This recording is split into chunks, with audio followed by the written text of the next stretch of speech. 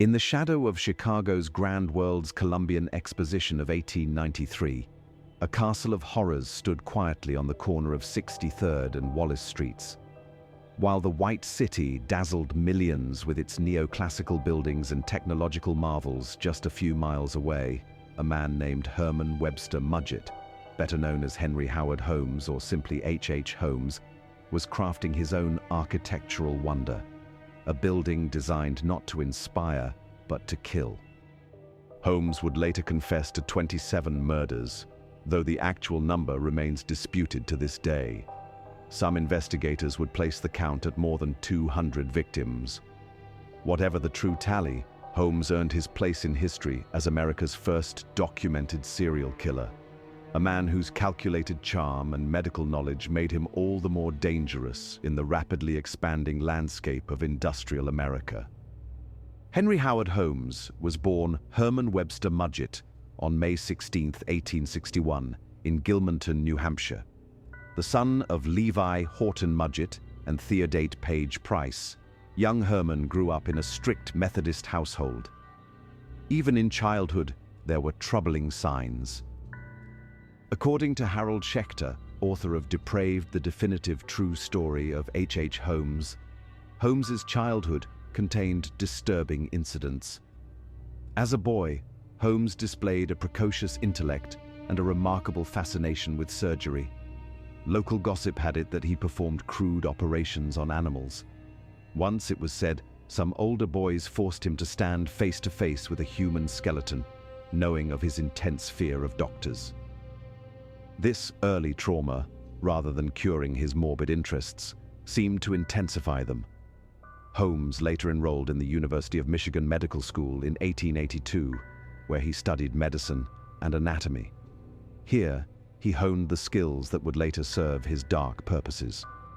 Frank Geyer, the Philadelphia detective who would eventually track down several of Holmes's victims, noted in his memoirs, Holmes was a student of unusual ability, with particular interest in dissection.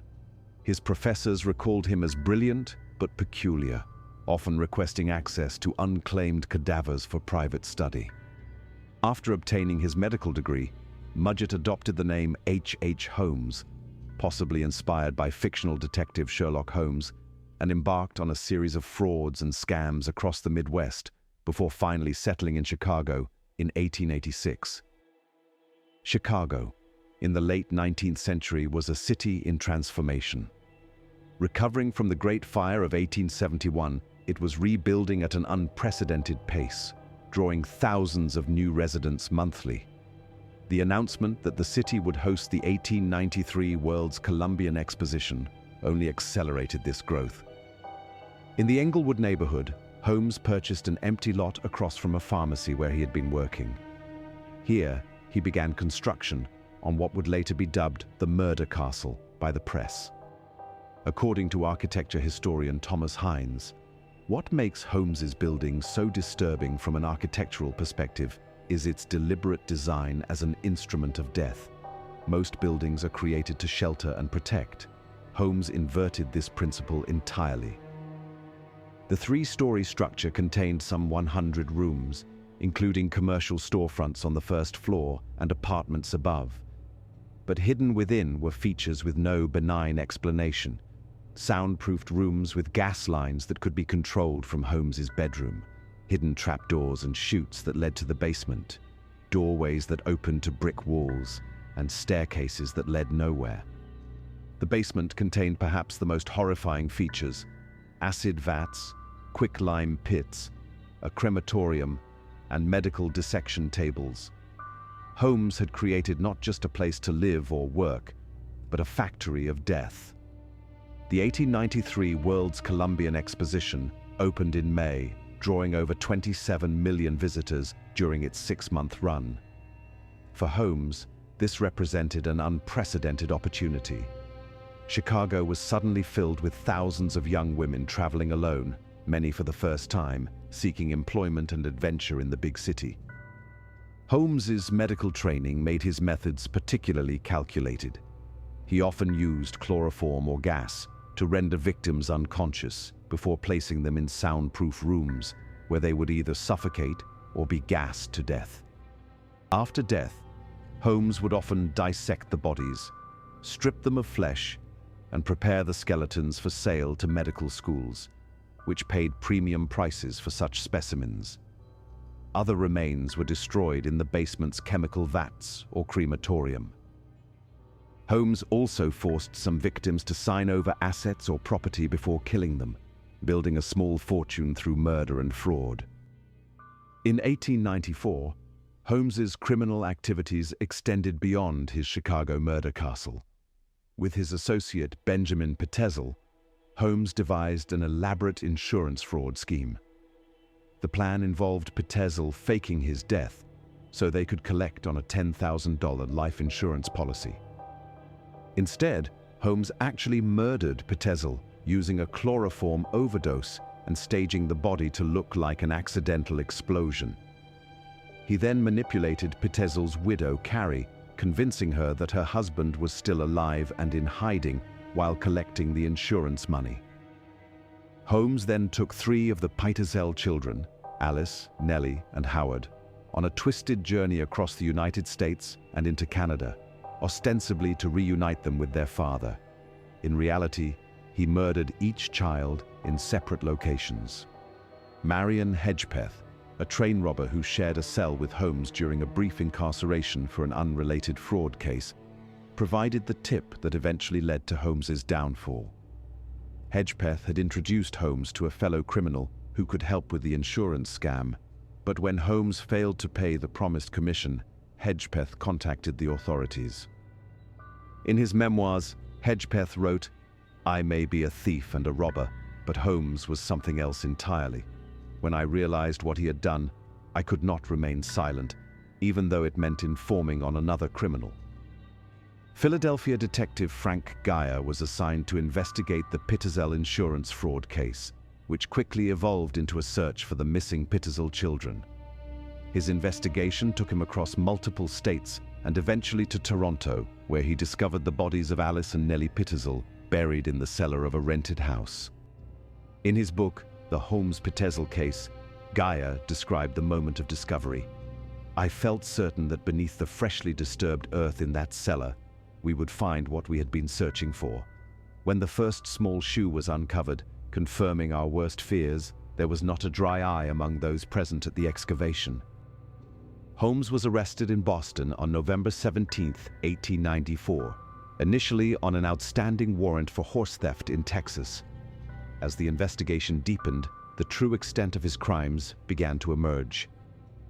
Following Holmes's arrest, Chicago police conducted a thorough search of his building on 63rd Street. What they found shocked even the most seasoned officers.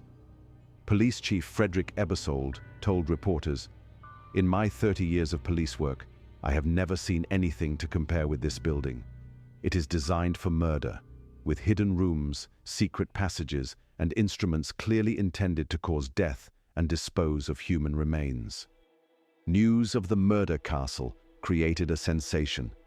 Thousands of Chicagoans gathered outside the building, hoping to catch a glimpse of the macabre interior. Newspaper reporters competed for the most lurid descriptions of the castle's features. In August 1895, perhaps fittingly, the castle was destroyed by fire, likely the work of arsonists who sought to erase the building's dark history.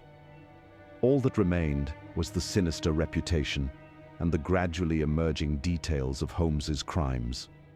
Holmes was tried in Philadelphia solely for the murder of Benjamin Petezel. As prosecutors believed, this case offered the strongest evidence. The trial began on October 28, 1895, and lasted just 5 days. District Attorney George Graham presented a methodical case, focusing on the physical evidence and Holmes's elaborate attempts to cover his tracks. In his opening statement, Graham told the jury, "Gentlemen, we will prove that the prisoner before you committed a murder so calculating, so cold-blooded in its execution, that it stands without parallel in the annals of crime." Despite Holmes's attempts to charm the jury with his articulate self-defense, he was found guilty on November 2, 1895, and sentenced to death. While awaiting execution, Holmes seemed eager to capitalize on his notoriety. He sold his confession to the Hearst newspapers for $7,500, equivalent to over $250,000 today, in which he admitted to 27 murders. In this confession, Holmes wrote, "I was born with the devil in me.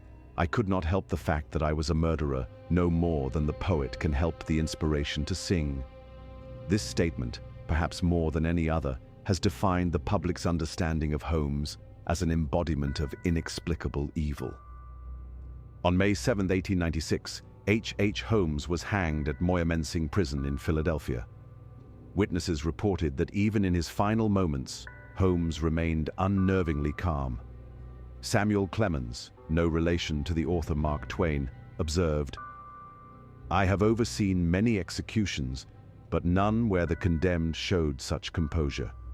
He climbed the scaffold steps as if ascending the stairs of a cathedral, nodding politely to the witnesses.